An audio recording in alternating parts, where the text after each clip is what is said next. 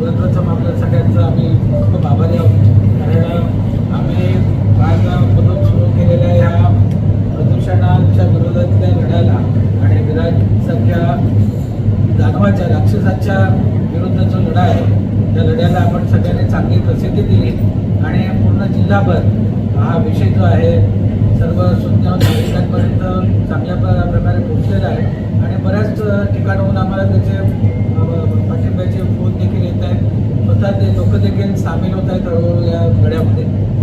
जसं आत्ताच आपल्याला सगळ्यांनी सांगितलं, हा लढा आमचा जो आहे हा जनसुनावणी रद्द व्हावी म्हणून नाही आहे. हा लढा आहे, हा प्रकल्प तिथे येऊ नये म्हणून आहे. आणि मुळात असलेला प्रकल्प जो आहे हा प्रकल्प इथून हद्दपार करावा.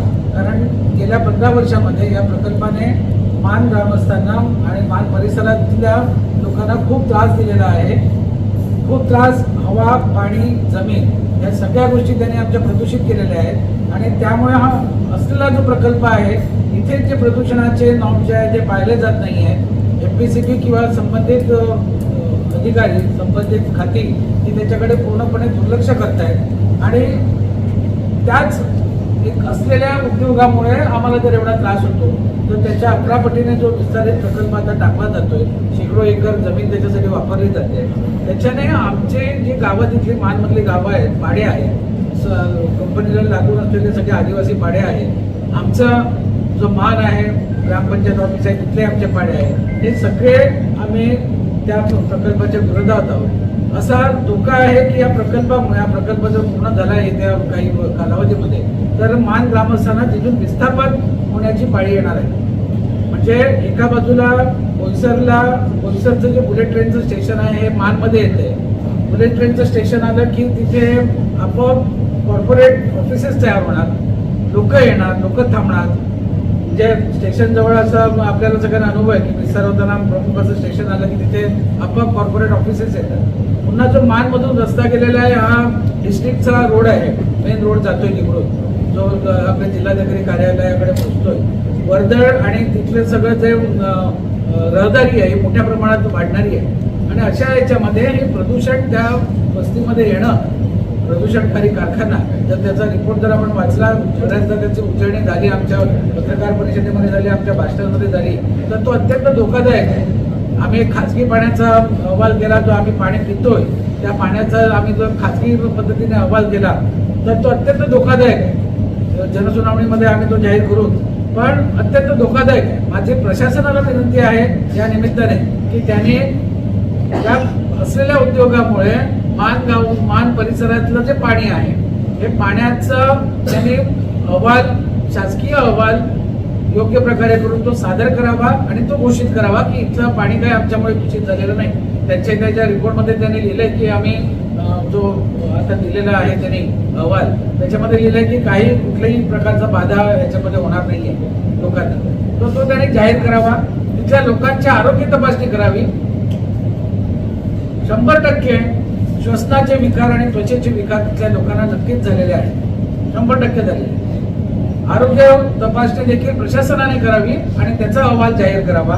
हे सगळे जे नॉर्म्स आहेत, मी असं पण ऐकलं की कुठेतरी तो जी जागा आहे या जागेमध्ये काही भाग वन विभागाचा पण येतोय, पण त्याच्या संदर्भातले त्यांनी काही परवानग्या घेतली आहेत का ते जाहीर करावं. आपल्यासारखा सामान्य माणूस जेव्हा असं कुठल्या तरी जागेवरती घर बांधायला जातो आणि त्याला वन विभागाची सुद्धा परवानगी नसली तर त्याच्यासाठी आपल्याला किती त्रास होतो. आणि मग उद्योग समूह जर तिथे येत असेल तर तो कसं काय, त्याला प्रशासन कशी परवानगी देते. ह्या सगळ्या गोष्टी जनतेपुढे यायला पाहिजे.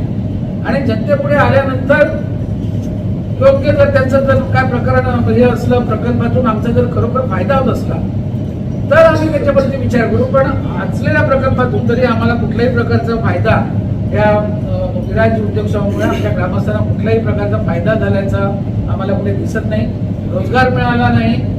रोजगार आज पण मी कुठेतरी हे केलं की जवळपास 200-300 कामगार विराज कंपनीने बाहेर काढलेले आहेत, त्यात स्थानिक देखील आहेत. म्हणजे तुम्ही एका बाजूला विचार सांगतात की आम्ही तुम्हाला रोजगार देऊ आणि दुसऱ्या बाजूला तुम्ही असा अत्याचार आणि अन्यायकारक वागणूक तुमची आहे, तर ते चुकीचं आहे. आणि दादागिरी तर त्यांची आहेच. रहदारी जो रस्ता आहे आजच त्यांची वाहनं जर त्याचं आपण आलेख घेतला तर दर 5 मिनिटाकडे एक वाहन त्यांचं जातं. आता ते कायदेशीर सगळ्या प्रक्रिया पूर्ण करून जातं. त्याचे टॅक्सेसचे काही रूल्स आहेत. एका कंपनीतून दुसऱ्या कंपनीकडे जाणारा माल आहे, हा माल योग्य प्रकारे त्याचं चलन वगैरे बनतं की नाही बनत, हा सगळा मोठा संशोधनाचा विषय आहे. पण ही वाहनं अतिशय मोठ्या म्हणजे कॅपॅसिटीपेक्षा जास्त भरलेली असतात. आरटीओचा एक अहवाल त्यांनी घ्यावा आरटीओ कडून की या येणाऱ्या प्रकल्पामुळे किती इथे नुकसान होणार आहे, किती वाहतूक वाढणार आहे आणि जो असलेला रोड आहे हा त्याच्यासाठी पुरेसा आहे का. मग त्याच्यासाठी तिथे राहणारी लोक आहेत त्यांनी त्यांची वाहनं सुरक्षितरित्या तिथे जाऊ शकतात का. आपल्याला इतिहास देखील आहे की त्यांच्या वाहनांमुळे अपघात देखील झालेले आहेत. इतिहास आहे की ते रोलिंग हे घेऊन जातात स्टील, ते पडून इथले ग्रामस्थांचा मृत्यू देखील झालेला आहे अंगावरून वाहनातून, हा इतिहास आहे. आणि अशा प्रकारे जर ही मुजोरी त्यांची आहे विराज प्रकल्पाची आणि ती जर आमच्या मुळावरती येत असली, तिथल्या स्थानिकांच्या मुळावरती येत असली, तर त्याला विरोध करणं हे आमचं प्रत्येक शुद्ध नागरिकाचं कर्तव्य आहे आणि आम्ही आमचं कर्तव्य बजावत आहोत. आम्ही देश हितासाठी काम करत आहोत, कोणत्या उद्योग समूहासाठी नाही. माझी आपल्या सगळ्यांना विनंती असेल की आपण ज्या पद्धतीने आमच्या पाठीशी उभे आहात तसेच पाठीशी उभे राहा. संध्याकाळी जे आहे तुम्ही तुमचं काम आहे काय म्हणतात पत्रकार परिषदेला जाणं, आमची विनंती राहील जर शक्य असेल तर अशा पत्रकार परिषदेला तुम्ही जाऊ नका, हा निषेध व्यक्त करा. आणि गेलात तरी देखील म्हणजे जे ग्रामस्थांची बाजू आहे ही बाजू ही आपण सक्षमपणे त्यांच्या निदर्शनास आणून द्यावी ही माझी आपल्याला विनंती राहील. धन्यवाद.